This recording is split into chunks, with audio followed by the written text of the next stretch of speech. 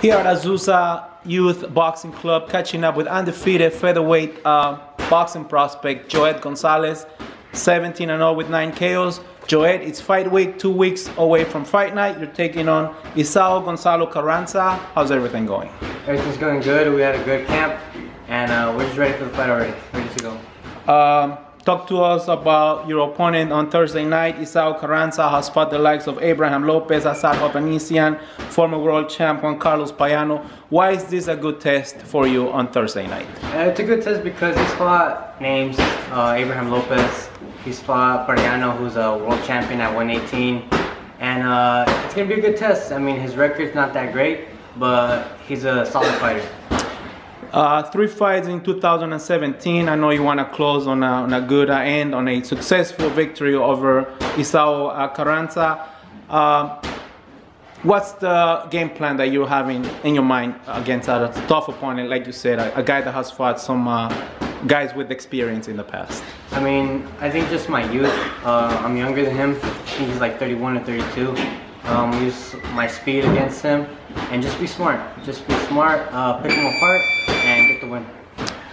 Let's break down your victory over David Bassa on the Koto Kamegai undercard this past August.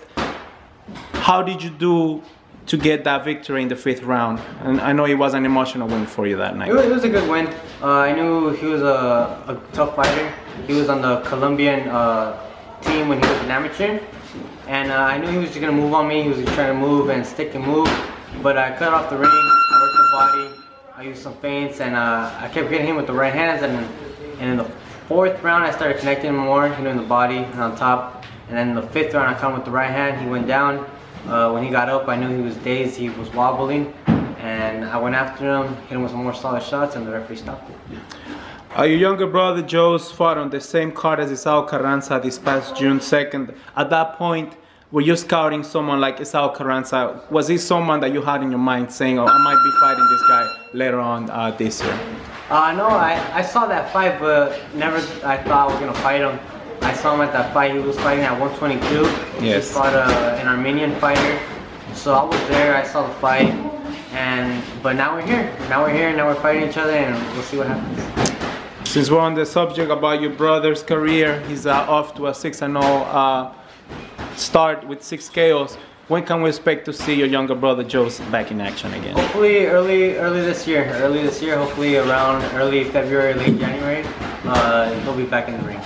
In past interviews, Joel, you were telling me that you were hoping to get a regional title shot pretty soon. Is that regional title in the works for you? It's in the works right now. It's in the works. Trying to stay more active, more busy. And if not regional title, I'm trying to hit some big names, whoever they are. I want to fight at least 4 to 5 more times next year, 2018, and start making a name for myself. So the 3 times that you fought in 2017, you want to top that with 4 or 5 fights in 2018? At least 4 to 5 fights for 2018. And you were telling me that in the past that some of the guys that you would like to fight against are some like top 10 opponents. Anybody in mind that you would like to fight for 2018? Anybody that's a champion or in the way of me getting to a championship. It could be Joseph Diaz, he's getting a fight for the WBC. It could be him. It could be Oscar Valdez, he's a champion. Lee Selby, Abner Mares. Anybody in the way for me of a title, I'll fight him. Joseph Diaz might get the title shot against Russell, Gary Russell. Mm-hmm. Who would you like to fight, the winner of that fight? To me, it could be either one. Whoever's a champion, I mean, they're both lefties, but I think it'll be more interesting and more explosive fight with Joseph, just because of the style. So he'll probably throw a little bit more punches. Gary Russell's more boxing, try to play it safe and move around. But I think mine and Joseph's will collide, and obviously he's from South El Monte, I'm from right here in Azusa, Glendora, so it'll be a Southern California. It'll be a great matchup between 2 local guys. There you go.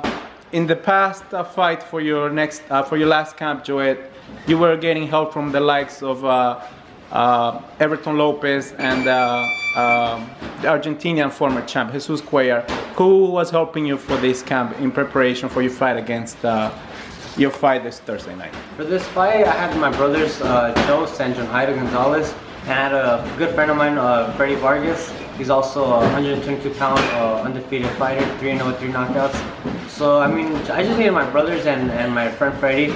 Obviously, they had like a little style and they can mimic my opponent's style. And they did a good job, and we're ready. This Thursday night at the Fantasy Springs Casino in India, California, your fight will be streamed on ESPN3.com. Any thoughts about your fight for the fight fans this Thursday night, Joet? Just hopefully you guys can make it out there at India, California at the Fantasy Springs Casino. I trained hard to give you guys a great fight, and I'm hoping to see you guys there. 10-round scheduled fight. Joet Gonzalez 17-0 against Isao Carranza this Thursday night at Fantasy Springs Casino. Thank you for your time, Joet. Best of luck. We look to see you forward in 2018. Thank you. Thank you.